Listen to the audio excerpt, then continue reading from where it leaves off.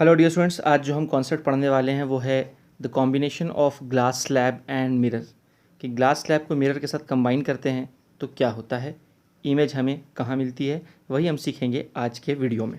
ठीक है, तो इसके पहले कि हम आज का ये टॉपिक शुरू करें, मैं एक छोटी सी बेसिक बात याद दिला दूँ बस, कि जब हमने पिछले लेक्चर्स में पढ़ा था कि जब भी हम किसी ग्लास स्लैब की बात करते हैं और हम जब किसी ऑब्जेक्ट को लेते हैं तो ग्लास स्लैब इस ऑब्जेक्ट के इमेज को क्या करवा देता है, शिफ्ट करवा देता है।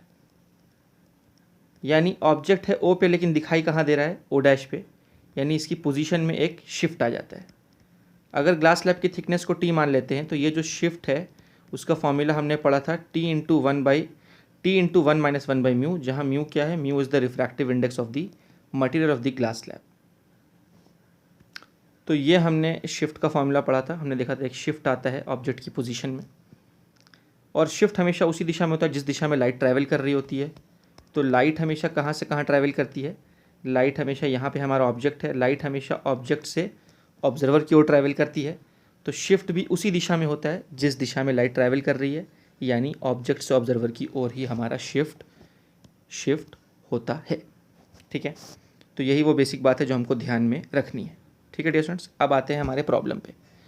प्रॉब्लम में हमको दिख रहा है एक ग्लास स्लैब हमें दिया हुआ है, डायग्राम में हम देख सकते हैं ग्लास स्लैब का रिफ्रैक्टिव इंडेक्स 1.5 दिया हुआ है, और ये सरफेस 1 है, ये हमारा सरफेस 2 है। सरफेस 2 को सिल्वर कर दिया गया है, क्या कर दिया गया है, सिल्वर। यानी यहाँ पर ये जो है ये मिरर बना दिया गया है डियर स्टूडेंट्स, मिररिंग कर दी गई है उसकी एक तरफ। बाहर में इस तरफ हम एक ऑब्जर्वर मान सकते हैं, ये हमें ऑब्जेक्ट दिया हुआ है। और अब हमें पता लगाना है, हमें अल्टीमेटली क्वेश्चन में देखेंगे तो हमें क्या पता लगाना है, find the position of the final image. यानी ये जो ऑब्जेक्ट ओ हमको दिख रहा है इसकी फाइनल इमेज कहाँ बनेगी वो हमें पता लगाना है। ठीक है डियर स्टूडेंट्स, तो लेट्स सी हम ये कैसे पता लगा सकते हैं। तो सबसे पहले तो देखने वाली बात ये है कि जब ऑब्जर्वर यहाँ बाहर से ऑब्जर्व कर रहा है उस मिरर को, तो मिरर की इनिशियल पोजीशन जो है उसको मैं बोल देता हूँ एम। ठीक है, मिरर को हम ऑब्जेक्ट मान लेंगे, मिरर इज द ऑब्जेक्ट। और यहाँ बाहर में हमारा कौन है, बाहर में हमारा है ऑब्जर्वर। ठीक है, तो अगर मिरर ऑब्जेक्ट है तो मिरर की पोजीशन में एक शिफ्ट आएगा। शिफ्ट जो आएगा उस शिफ्ट की वैल्यू पहले मैं निकाल के बता देता हूँ। शिफ्ट का फॉर्मूला हमें पता है T/1 - 1/μ। यहाँ thickness of the glass slab 6 दिया हुआ है, 1 - 1/1.5 लिखो या 3/2 लिखो, तो मैं 3/2 लिख देता हूँ इसको।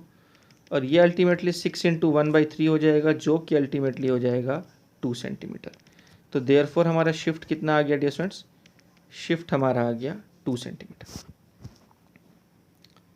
ऑब्जेक्ट की पोजीशन में इतने का शिफ्ट आ जाएगा।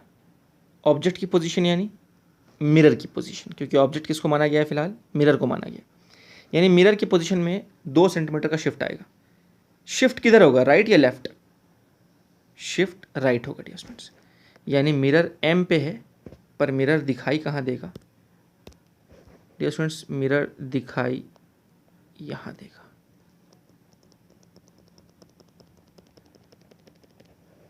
मिरर की जो न्यू पोजीशन है उसको मैं एम डैश बोल रहा हूँ, ये शिफ्ट है जो कि मिरर की पोजीशन में आया है।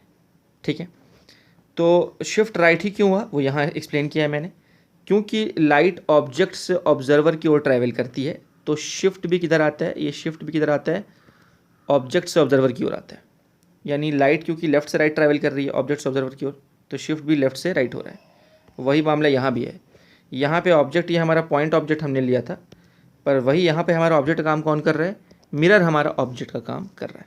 तो इसलिए मिरर के पोजीशन में शिफ्ट आ गया, राइट साइड को शिफ्ट हुआ, शिफ्ट 2 सेंटीमीटर का हुआ है। उसी डायग्राम को मैंने नीचे शो किया डियर स्टूडेंट्स।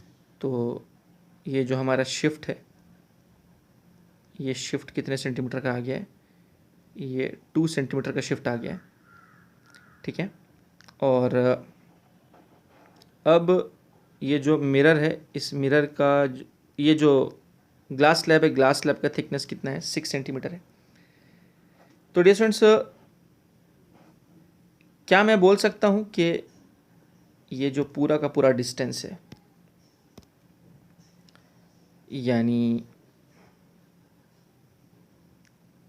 ये डिस्टेंस डियर स्टूडेंट्स, ये डिस्टेंस कितना होगा? हमें पता है कि ये पूरा का पूरा थिकनेस कितना है, ये 6 सेंटीमीटर। और ऊपर वाले डायग्राम में हम देख सकते हैं यहाँ ये जो दूरी है पहले सरफेस से ऑब्जेक्ट की दूरी, ये 28 सेंटीमीटर है। तो नीचे देखेंगे अगर ये 6 है तो ये कितना होगा, ये 4 सेंटीमीटर होगा। तो फिर हमारी जो ये दूरी है, इस दूरी को हम क्या बोल सकते हैं, 28 और 4 32 सेंटीमीटर बोल सकते हैं डियर स्टूडेंट्स।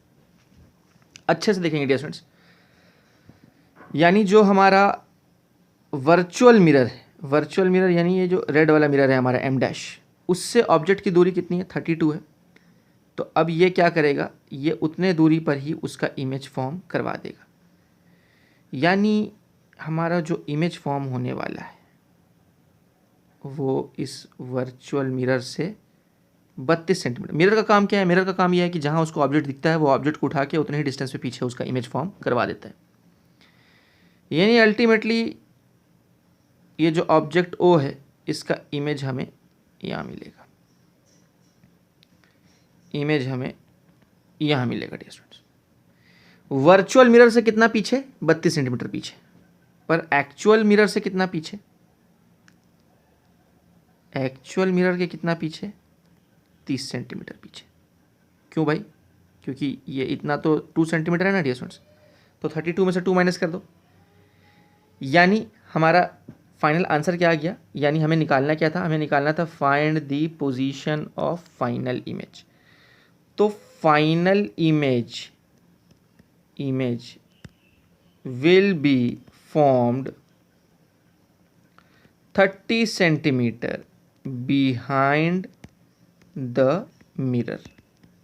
कौन सा मिरर, ये जो एक्चुअल में जो मिरर है, यानी जो सिल्वर वाला सरफेस, यानी हम ऐसा बोल सकते हैं, अगर इसको मैं सरफेस 1 बोल रहा हूँ और इसको मैं सरफेस 2 बोल रहा हूँ, तो 30 centimetre behind the second surface, 30 centimetre behind the second surface. अच्छा, पहले सरफेस के कितना पीछे होगा, वो पहले सरफेस से वो हो जाएगा डियर स्टूडेंट्स 36 सेंटीमीटर पीछे। तो पहले वाले सरफेस से 36 सेंटीमीटर पीछे, और दूसरे वाले सरफेस से यानी वो कितना पीछे हो जाएगा, 30 सेंटीमीटर पीछे हो जाएगा। तो यही है हमारी position of the final image. तो उम्मीद है समझ में आया डियर स्टूडेंट्स, बहुत सिंपल है, बस शिफ्ट निकालना है।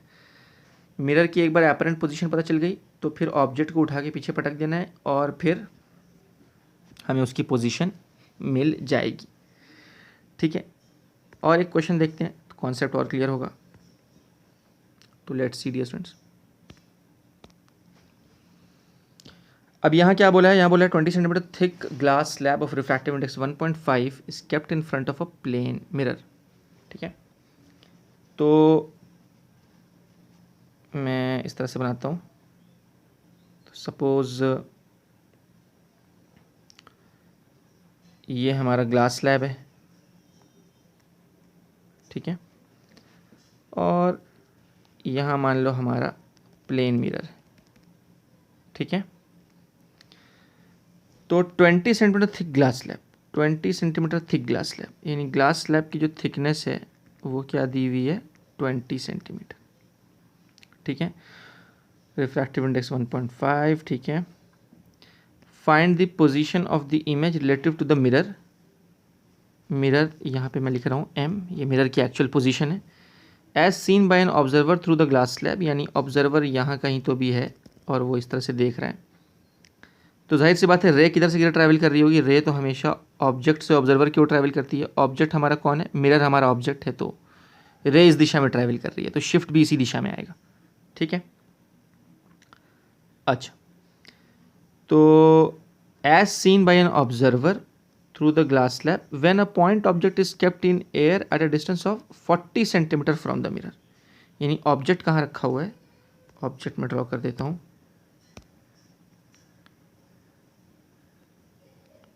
तो डियर स्टूडेंट्स, ऑब्जेक्ट यहाँ रखा हुआ है, ये हमारा ऑब्जेक्ट है और ये ऑब्जेक्ट मिरर से कितने दूरी पर है, ये ऑब्जेक्ट मिरर से 40 सेंटीमीटर की दूरी पर रखा हुआ है। ठीक है, तो हमें पता लगाना है कि इसका फाइनल इमेज कहाँ बनेगा। ठीक है, इस ऑब्जेक्ट का इमेज कहाँ बनेगा। तो कुछ नहीं, पहले तो हम मिरर का अपरेंट पोजीशन पता लगा लेते हैं। मिरर का अपरेंट पोजीशन कहाँ होगा, तो उसके लिए मैं शिफ्ट कैलकुलेट कर लेता हूँ। शिफ्ट फिर से वही फॉर्मूला T/1 - 1/μ। थिकनेस कितना है, थिकनेस इस बार 20 है, 1 - 1/μ 1.5 यानी 3/2। ठीक है, तो 20 इंटू ये क्या हो जाएगा डिस्टेंस 1/3। देयरफॉर शिफ्ट हमारा कितना आ गया, शिफ्ट आ गया 20/3 सेंटीमीटर। ये हमारा आ गया शिफ्ट। शिफ्ट जाहिर सी बात है शिफ्ट इस दिशा में होगा, डायग्राम में देखेंगे, यानी मिरर की जो पोजीशन होगी डियर स्टूडेंट्स वो यहाँ कहीं तो भी होगी।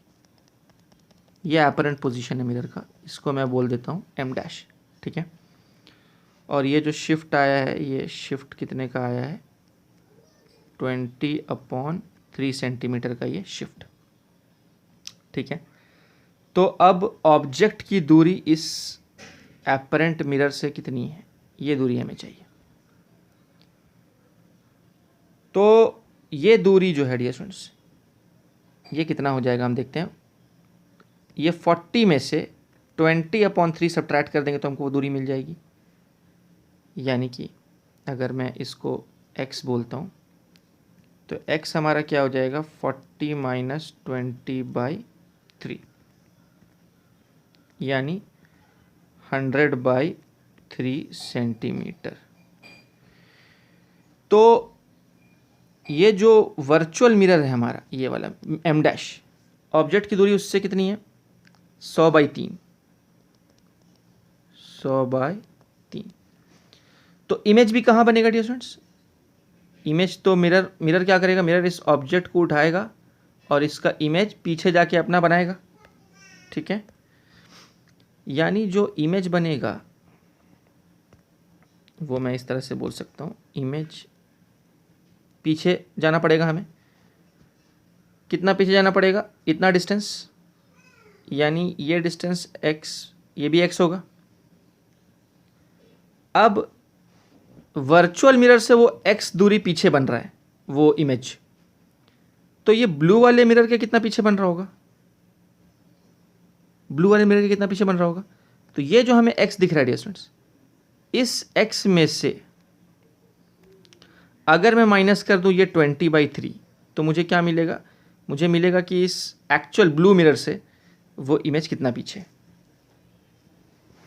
तो मैं क्या बोलूँगा, मैं अल्टीमेटली बोलूँगा image is 100/3 centimetre behind the virtual mirror, यानी behind the mirror M'। Mirror से कितना पीछे है वो 100/3 सेंटीमीटर।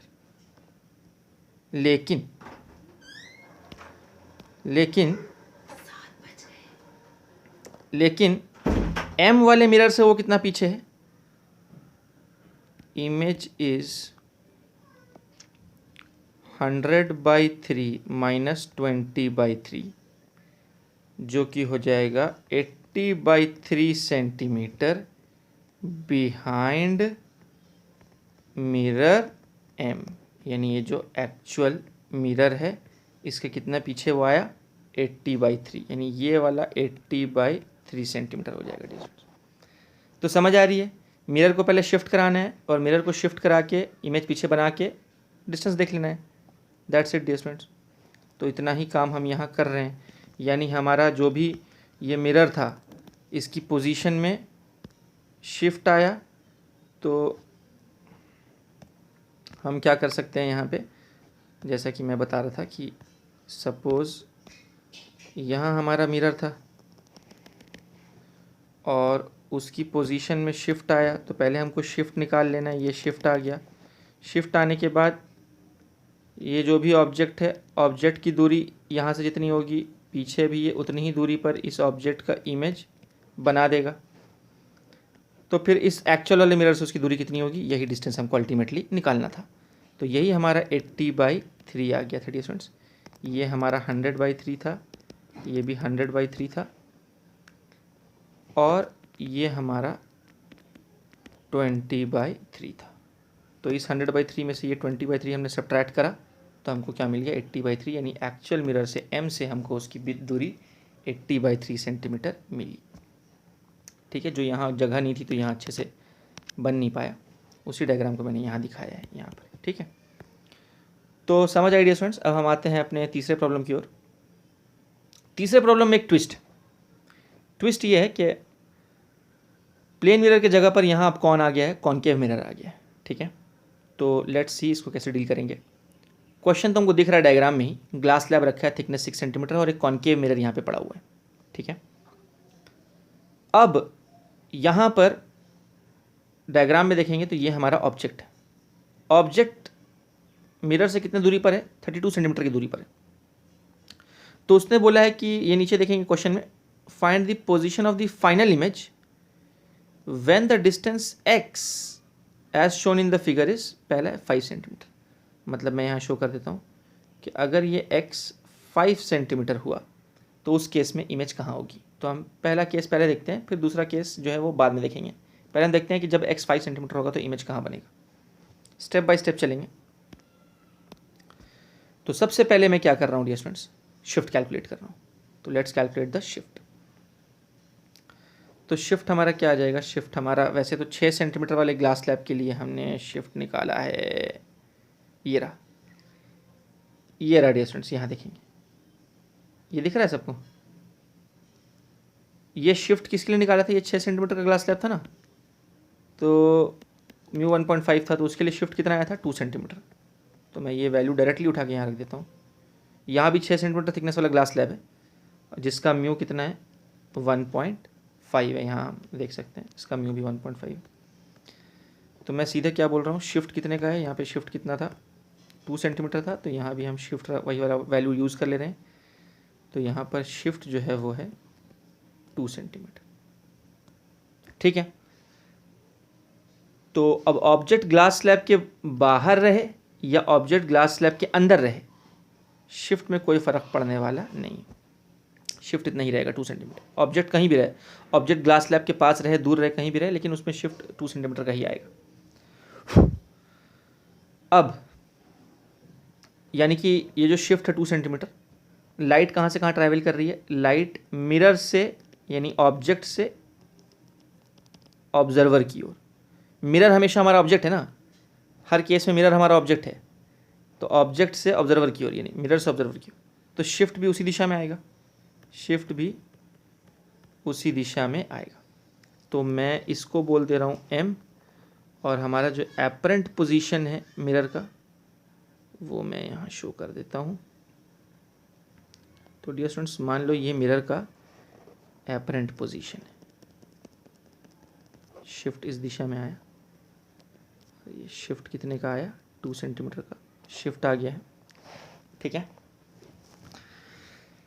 तो अब ऑब्जेक्ट की दूरी मिरर से कितनी है, ये जो वर्चुअल मिरर है, वर्चुअल मिरर यानी जो m' है, इससे ऑब्जेक्ट की दूरी अब क्या है वो देखते हैं।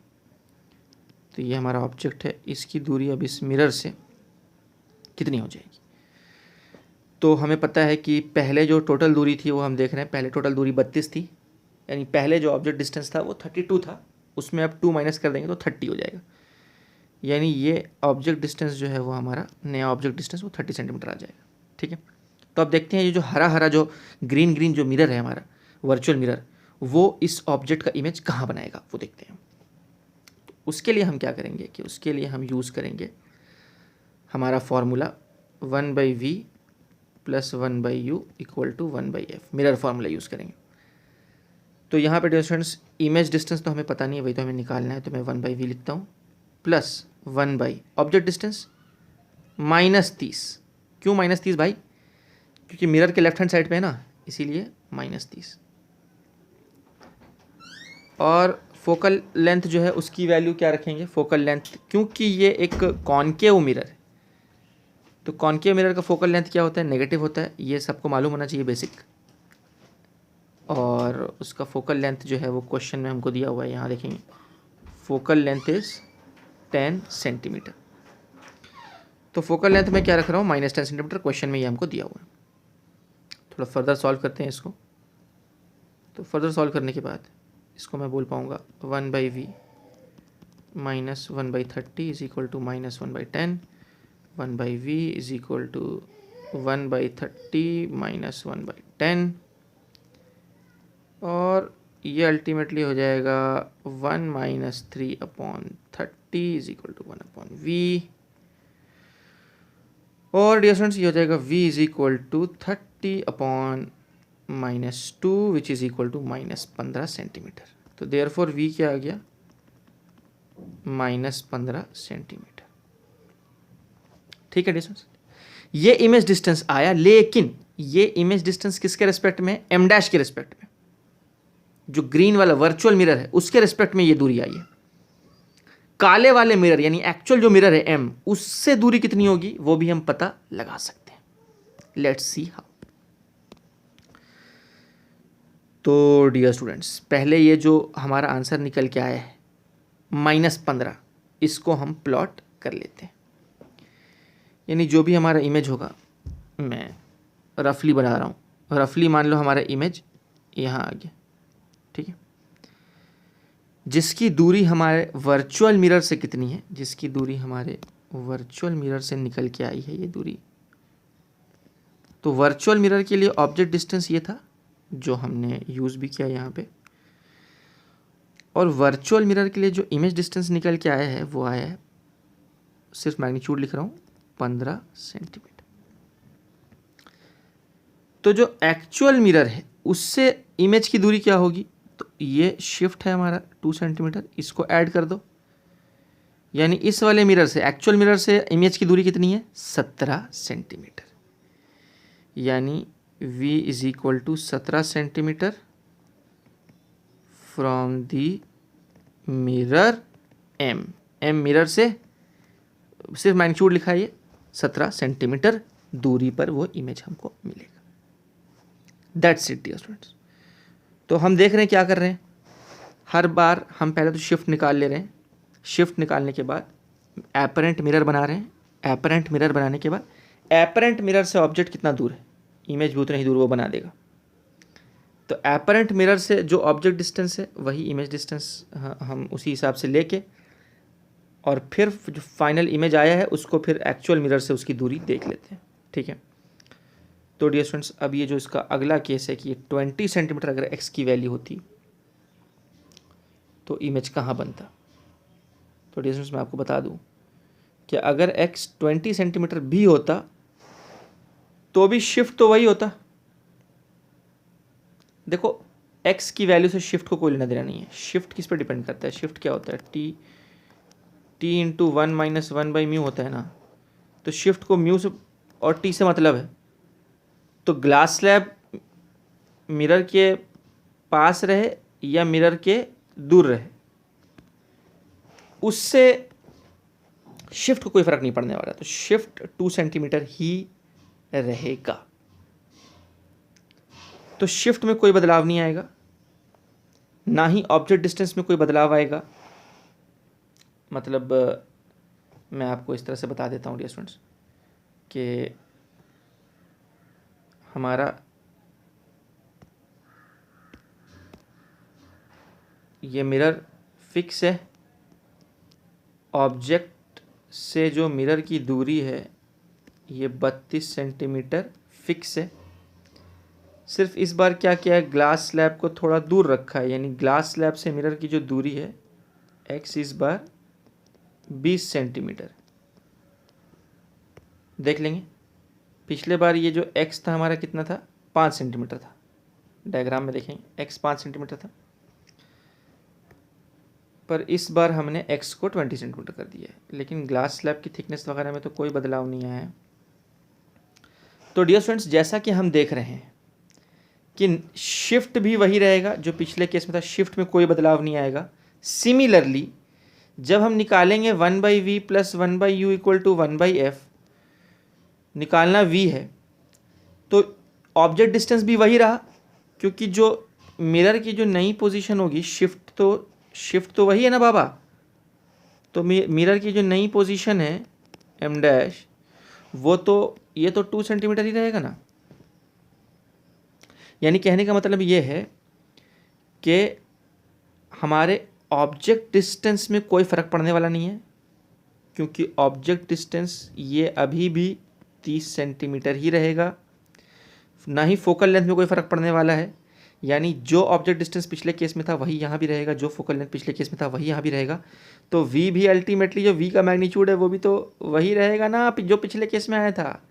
यानी पिछले केस में जो वैल्यू आई थी, इस केस में भी वही वैल्यू आएगी v की। बात समझ में आ रही है स्टूडेंट्स? यानी ग्लास स्लैब मिरर के पास हो या मिरर से दूर हो, उससे शिफ्ट को कोई फ़र्क नहीं पड़ने वाला, शिफ्ट उतना ही रहेगा। और इमेज की जो फाइनल पोजीशन है उसको भी कोई फ़र्क नहीं पड़ने वाला, वो भी वहीं रहेगा, क्योंकि ऑब्जेक्ट डिस्टेंस और फोकल लेंथ में कोई बदलाव नहीं आ रहा है। तो उम्मीद है डियर स्टूडेंट्स ये सारी बात समझ में आ गई होगी। इसमें मैं जानता हूँ कि ये टॉपिक जो है थोड़ा क्रिटिकल टॉपिक है, ये नीट पॉइंट ऑफ व्यू से एक हाई लेवल टॉपिक है। नीट में ऐसा क्वेश्चन जो है वो आज तक नहीं आए हैं, तो ये कमज़ोर दिल वाले बच्चों के लिए नहीं है। मैं चाहूँगा कि आप लोग इस वीडियो को 2-3 बार देखें, ये प्रॉब्लम्स जो हैं ये ख़ुद से प्रैक्टिस करें, देखें आपका आंसर उतना ही आ रहा है या नहीं आ रहा है।